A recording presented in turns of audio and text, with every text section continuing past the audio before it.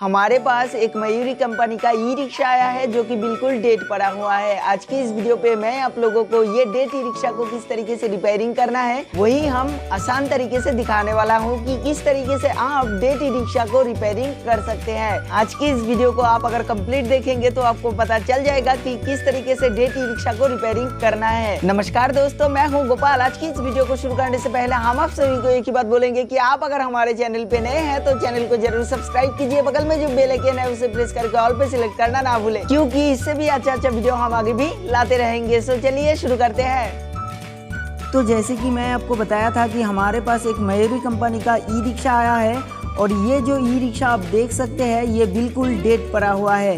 ये e rickshaw को किस तरीके से रिपेयरिंग करना है वो मैं अभी आपको दिखाने वाला हूँ। तो चलिए ये ई रिक्शा को ऑन कर लेते हैं की लॉक के मदद से और उसके बाद देखते हैं कि हमारा ई रिक्शा ऑन होता है या नहीं। तो जैसे कि आपने देखा ये की लॉक को ऑन किया यानी ई रिक्शा को ऑन किया और हमारा ई रिक्शा का जो डिजिटल मीटर है वो बिल्कुल बंद पड़ा हुआ है। लेफ्ट साइड में आप देख सकते हैं यहाँ पे एक स्विच लगा हुआ है। ये जो हॉर्न स्विच है वो ख़राब होने की वजह से यहाँ पे एक स्विच का यूज़ किया है और ये डायरेक्ट बैटरी से कनेक्ट है। हॉर्न का कनेक्शन बैटरी से डायरेक्ट किया हुआ है जिसके वजह से हॉर्न काम कर रहा है। यहाँ पे हम ई रिक्शा का चाबी को ऑन ऑफ किया और अभी हम एक बार ये एक्सीलेटर को दबा के देखेंगे कि हमारा ई रिक्शा काम करता है या नहीं, क्योंकि कभी कभी ई रिक्शा का डिजिटल मीटर ख़राब होने की वजह से भी ऐसा होता है कि ई रिक्शा का मीटर ऑन नहीं होता है लेकिन हमारा ई रिक्शा आगे और पीछे चलता है। इसीलिए हम चाबी को ऑन किया और उसके बाद एक्सीलेटर को दबा के देखा कि हमारा ई रिक्शा चलता है या नहीं। तो आप लोगों ने देखा हमारा ई रिक्शा काम नहीं कर रहा है। अभी हमें सबसे पहले चेक कर लेना है जो हमारा DC वोल्ट। अब सभी को पता है ई रिक्शा 48 वोल्ट से ऑन होता है। ये वोल्टेज चेक करने के लिए हमें मल्टीमीटर का यूज़ करना पड़ेगा। यहाँ पे आप देख सकते हैं ये क्लैंप मीटर हमारे सामने है और ये क्लैंप मीटर के जरिए हम DC वोल्ट को चेक करेंगे जहाँ पे येलो बॉक्स जिसमें हमारा कंट्रोलर मोटर का वायर्स लगा हुआ रहता है। तो चलिए वोल्टेज को सबसे पहले चेक कर लेते हैं कि हमारा बैटरी का यानी 48 वोल्ट कंट्रोलर तक आ रहा है या नहीं। मयूरी ई रिक्शा का जो कंट्रोलर लगा हुआ रहता है वो ड्राइवर बॉक्स के नीचे होता है यानी फ्रंट साइड में। तो चलिए ड्राइवर बॉक्स को ओपन कर लेते हैं। ये हमारा ड्राइवर बॉक्स ओपन हो चुका है। ये है कंट्रोलर, यहाँ पे है DC और ये है बैक हॉर्न। यहाँ पे हमारे हाथ में है येलो बॉक्स यानी जंक्शन बोर्ड जिसमें सभी वायर्स जुड़ा हुआ रहता है नट बोल्ट के जरिए। यहाँ पे आप देख सकते हैं नेगेटिव एंड पॉजिटिव का वायर। यहाँ पे ही हमें मल्टीमीटर के जरिए चेक करना है 48 वोल्ट आ रहा है या नहीं। और ये है हमारे सामने एक क्लैंप मीटर। ये मीटर को हम DC वोल्ट पे पहले ही सेट करके रखा हूँ और ये है हमारे हाथ में प्रोब। तो चलिए वोल्टेज को चेक कर लेते हैं।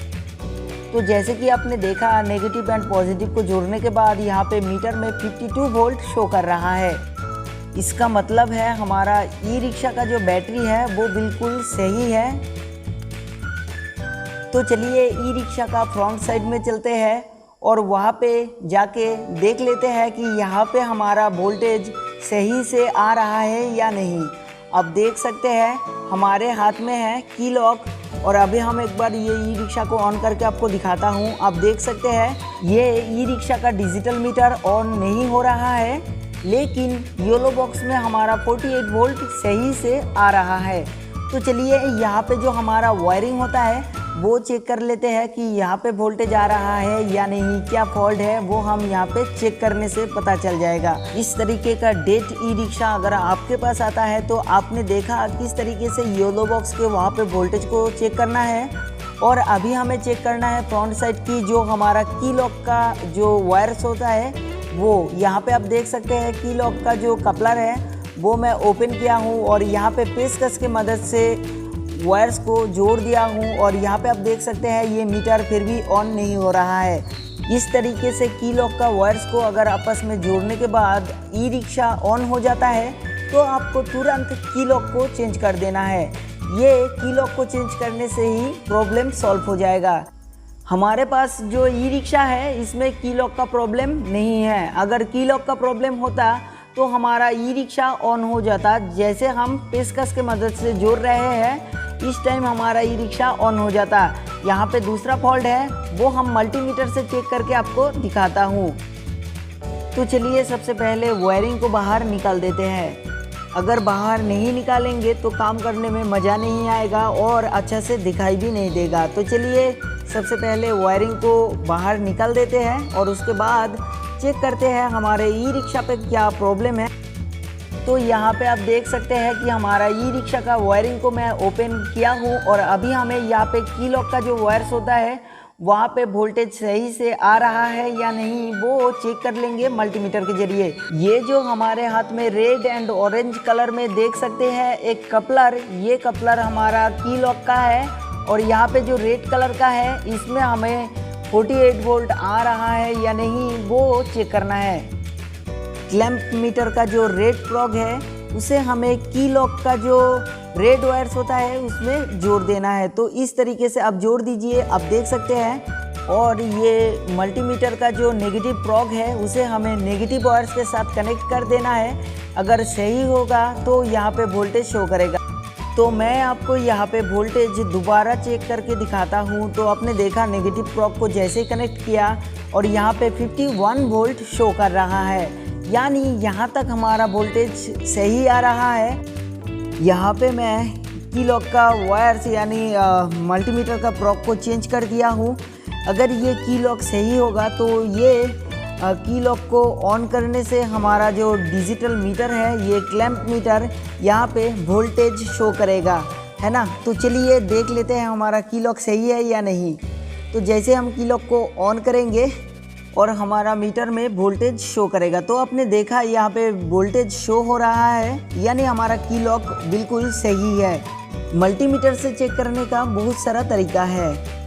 अभी हमें चेक कर लेना है जो कि हमारा की लॉक से रिटर्न होके जो वायर्स कंट्रोलर में जुड़ता है वो वाला वायर्स पे वोल्टेज सही से आ रहा है या नहीं। तो आप लोगों ने देखा फ्रंट साइड तक तो सही था वोल्टेज। यहाँ पे देख लेते हैं वोल्टेज का क्या हाल है।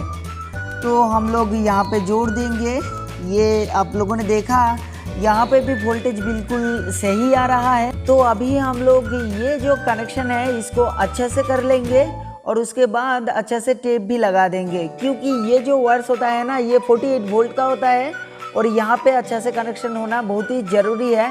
यहाँ पे लूज कनेक्शन नहीं रहना चाहिए। तो ये कनेक्शन आप अच्छे से कर लीजिए और उसके बाद अच्छे से टेप लगा लीजिए।